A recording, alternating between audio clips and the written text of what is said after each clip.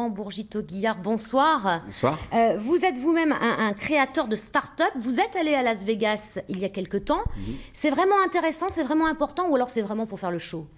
C'est un peu des deux en fait. Le CES, qui est en fait le Consumer Electronics Show, est vraiment le grand mess pour pouvoir présenter toutes les innovations actuelles et à venir, mais pour une cible qui est le consommateur de masse. Donc on va retrouver toutes les futures tendances de tous nos objets connectés, des futures applications de smartphones et de toutes les nouvelles tendances innovantes que vont pouvoir nous apporter les différentes sociétés à venir. Mais ce n'est pas forcément là que l'on fait des affaires. Aujourd'hui, vous êtes directeur chez Incubator et chez Théophraste à Bordeaux. C'est l'un des acteurs de l'économie numérique.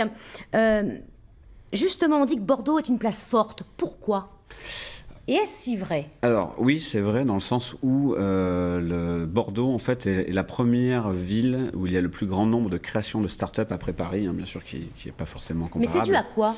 Alors c'est dû à plusieurs facteurs. D'une part, les écoles sont très partie prenante de différents partenariats avec des incubateurs et vont pouvoir générer avec nous des partenariats pour attirer des jeunes qui peuvent par exemple faire des stages plutôt dans leur création de leur propre société plutôt que d'être dans des structures à faire des tâches un peu plus ingrates. Il y a également le fait que ces incubateurs vont pouvoir attirer évidemment beaucoup de nouvelles compétences. Et aussi on a un historique où à Bordeaux il y a eu des grandes sociétés comme Callisto, comme Infusio, qui avaient des centaines de salariés, tous experts dans tout un tas de différents métiers comme le développement, le marketing, le chef de projet. Et lorsque ces structures ont malheureusement périclité, on laissait en fait à Bordeaux un écosystème de centaines de personnes qui avaient vraiment des expertises et de la plupart ont eu des velléités à créer leur propre société.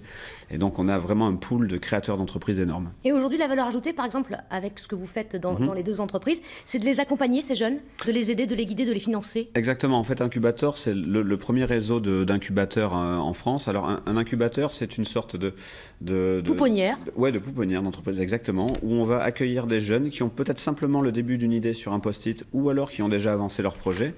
Et chez Incubator, en fait, on a une stratégie qui est très originale.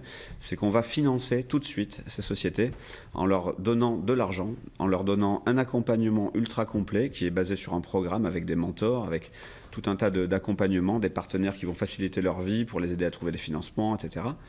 Et on va essayer pendant 10 mois de trouver leur projet, de l'amener au bout et de le rendre ce qu'on appelle scalable, à savoir prêt à être sur le marché. Et ça s'appelle l'économie numérique. Merci d'être venu nous expliquer tout ça sur le plateau du 19-20.